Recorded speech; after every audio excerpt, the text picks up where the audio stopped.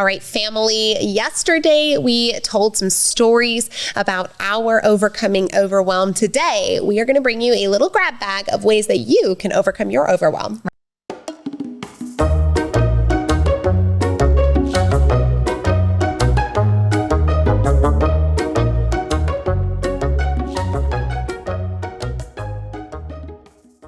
We're talking leadership this week, and one of the organizations we are so proud to be at the helm of is the Neuroencoding Institute. We got to co-found the Neuroencoding Institute alongside Dr. Joseph McClendon III, amazing world-renowned neuropsychologist and incredible mentor and teacher. If you're at all interested in learning more about what the Neuroencoding Institute does and what it can do for you, please visit neuroencoding.com. You're enjoying this episode on Angel Phoenix Productions Podcast Network. To explore a complete lineup of quality programs and media production services, head on over to angelphoenix.com or like our Facebook page at facebook.com/Angel Phoenix Productions.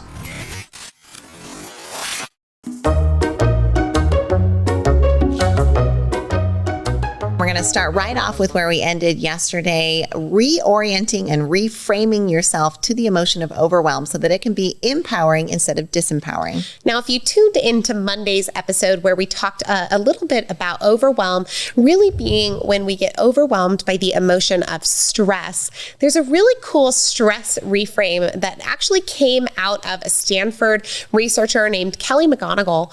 And Kelly told us that stress, similarly to nervousness, can actually be reframed in your mind to be something positive, right? If stress, as the WHO defines it, is that any type of change that causes physical, emotional, or psychological strain, then it also means that you get stress when you're growing, which means if you're overwhelmed by stress, you're probably growing a lot. Right. So just reframing that to be a celebratory moment of like, oh, I'm feeling overwhelmed. All right, that means I'm growing. That means I'm stepping into new expectations of myself and my circumstances. And that means this is a sign that I'm going in the right direction. Being able to reframe on that is kind of that similar process we shared on Monday of going from that I'm behind overwhelm and I'm resisting it to I'm next to overwhelm and I'm partnering with it to make my life better. Now, even just hearing those two things spoken, you can probably feel the energetic difference there. Don't we all want to get in alignment? It doesn't mean that we're fighting the negative emotions, but that we're using them in a way that's positive for ourselves. And reframing helps us do that, especially when it comes to overwhelm. All right. So that first little token in that grab bag is to reframe your overwhelm for a more positive emotional response. The second grab bag we have for you is to break down those larger tasks into smaller parts. Now, if you tuned in on Monday, you heard Shyla talk about chunking and what that can look like. But this is a really practical thing to do. Anytime you have something that feels way too big, just break it down into smaller parts. And the key is break it down into the small parts and give yourself one thing that you can do immediately, because when you take the action, you start to build momentum in a direction that's actually much more constructive for you. I love this next token going in your bag, and that is to focus on the behaviors, not the feelings. Lots of us get caught up in our feelings. It's easy to do. They are one of the main things that we experience on the inside, but it is not what is most constructive when we are in that emotional state of overwhelm or any kind of stress response. And so being able to shift our focus onto the behaviors rather than the feelings allows us to gain that control and again, take that action. All right, next piece in that grab bag for you is to develop a structured routine. Have a way of doing things consistently. And even if you tuned in with us on Discipline Week, even if it means giving yourself that baseline set of behaviors that you will accomplish in a day, so that even if you're feeling overwhelmed by your extra to-do list, you have the 5 or 6 things that you never back down from that really help you feel like, you know what, at the very bare minimum, I won today, can be a great way to curb your overwhelm. All right, next token getting tossed in the bag here. Ask for help.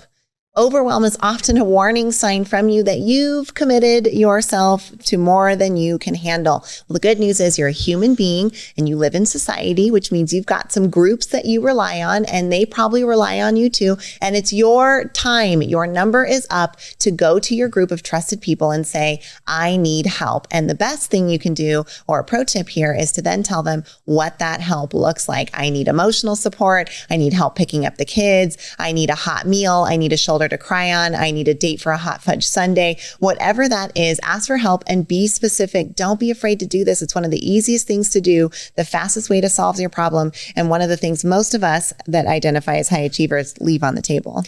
Toss a token to your sister, so people aplenty.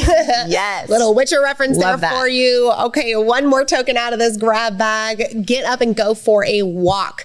Not only does movement release serotonin in your brain, gives you some instant happy feels if you're feeling overwhelmed, but nature can also be a very grounding thing for you. Even just a few trees outside can give you some warm and fuzzies that can help carry you through that overwhelm. So we hope that you've enjoyed this grab bag of things that you can do when you start to experience overwhelm, and hopefully you're feeling empowered to overcome it when it comes your way. Hopefully you're feeling overwhelmed by this grab bag of ideas and you'll use one of those tokens on this overwhelm right now.